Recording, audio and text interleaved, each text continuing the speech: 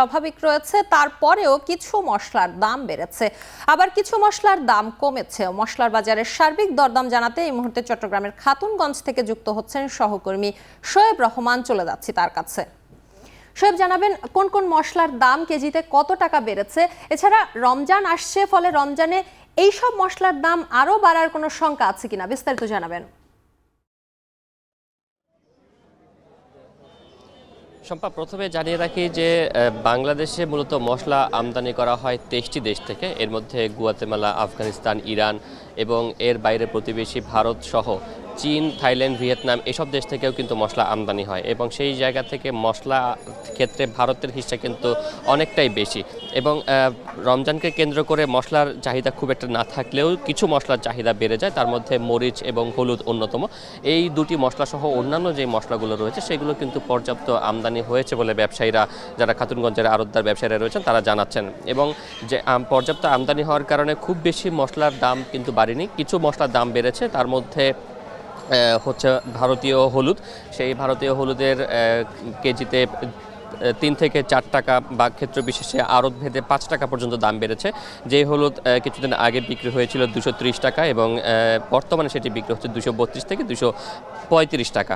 এবং এর বাইরে যদি বলি মরিচ, সেটি কিন্তু দাম কিছুটা কমেছে। ভারতীয় মরিচের দাম আগে যেটি ছিল 282 টাকা, সেটি 10 টাকা কমে এখন বিক্রি হচ্ছে 272 টাকায়।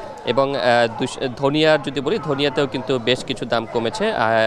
বর্তমানে ধনিয়া 165 টাকায় বিক্রি হচ্ছে। তবে অস্বাভাবিকভাবে দাম বাড়তি হয়ে স্থিতিশীল অবস্থায় রয়েছে এলাচ। সেই এলাচ 4200 থেকে 4250 টাকা মান ভেদে বিক্রি হচ্ছে এবং এটি কিন্তু দীর্ঘদিন ধরেই এই দামেই বিক্রি হচ্ছে এবং ব্যবসায়ীরা বলছেন যে দীর্ঘদিন ধরেই এই বাড়তি দামেই বিক্রি হচ্ছে এলাচ।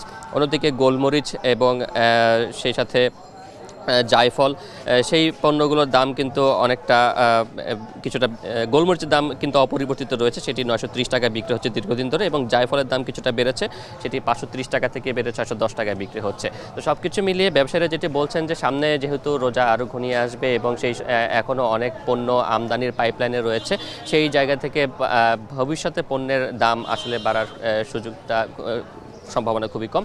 বিশেষ করে ভারত থেকে যদি পর্যাপ্ত পরিমাণে মশলা আসে তাহলে সেই ক্ষেত্রে হয়তো বা পণ্যের দাম কিন্তু আর বাড়বে না। এবং একই সাথে ব্যবসায়ীরা বলছেন যে মূলত ভারতীয় যে পণ্যগুলো রয়েছে বা মশলাগুলো রয়েছে সেগুলোই চাহিদার বেশি পূরণ করে থাকে এবং যদি সামনে চাহিদা অতিরিক্ত বাড়ে সেই ক্ষেত্রে পণ্যের দাম কিছু কিছু, বিশেষ করে মরিচ এবং হলুদের কথা বলা হচ্ছে, সেই ক্ষেত্রে দাম কিছুটা বাড়তে পারে। শম্পা।